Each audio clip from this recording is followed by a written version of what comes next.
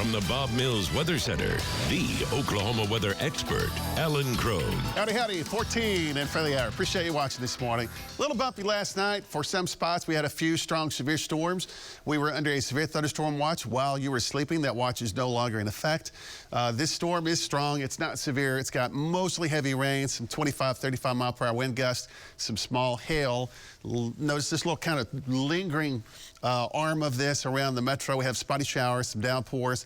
We'll keep a chance this morning, at least through sunrise, and there may be some additional showers that would develop in this general area even after the 7, 8, 9 o'clock time period. So you can see from Broken Arrow to Catoosa to Claremore, I mean, those are some heavy downpours, but this is the larger area of the heavier shower activity right now that goes from south of Miami and Fairland, Jane Grove area. You got this little area here that could produce some small hail just to the south-southwest of Jane Grove, also around Spavinaw. Some 30, 35 mile per hour wind gust possibility. That will continue to move east. Respect the lightning as it pushes through. That should keep going. So the probability in the darker shade of green does include the Tulsa Metro for the next hour or so. We'll keep this through the 7 and 8 o'clock time period. If you're watching north of that or south, you do have a chance, but it's a lower probability. Temperatures, 50s now with north winds and clouds. 65 at noon, a strong north wind.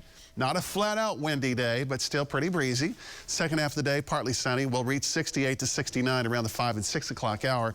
And then, as I stated a couple of minutes ago, this probability on the timeline between 6 and 7 and 8 o'clock is not for the metro. It's for eastern Oklahoma, far eastern Oklahoma, western Arkansas.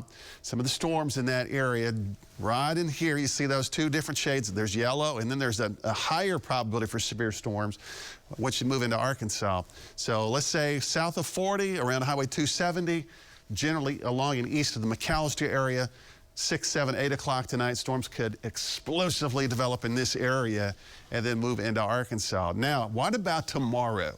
So you've probably heard we have a chance for severe weather tomorrow. But at the same time, we have a layer of warm air aloft that will attempt to suppress or cap the atmosphere.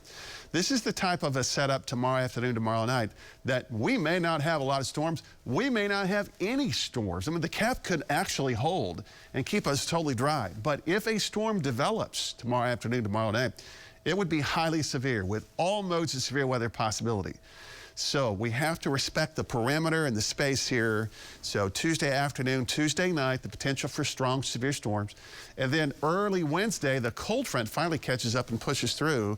So for the first couple hours of Wednesday, there'll be a chance for strong to severe storms also as that moves through the area. So the probability for tomorrow, for Tuesday, through the afternoon is about a 30% chance. And then right after midnight through early Wednesday morning, it's a 50% likelihood right along the front that starts to push through the area. So we're in the 50s right now in the northern areas, some 60s across the southern sections. That's where the front is located. Here's the future view. This is we're gonna get into tomorrow, okay? Tomorrow morning, 50s and 60s, strong south winds. This is tomorrow afternoon. We're gonna be into the 80s. And then notice 7 o'clock tomorrow night. There's not a lot of storms across the area, but there's a batch of storms on the model across Kansas, a couple in southern Oklahoma. Any of these storms that could develop in this area would be highly severe. The probability, again, about a 30% chance. And then late Tuesday night, early Wednesday, that's the cold front. So Wednesday morning, we'll be busy with some shower storms. That should move out about midday. And then dropping to the 60s Wednesday afternoon. Thursday is the best weather day of the week. Morning lows in the 30s, highs in the 60s with sunshine. And then, wouldn't you know, Good Friday into Easter weekend, there will be another system nearby with at least a chance for some scattered showers or storms. All right, thank you, Alan.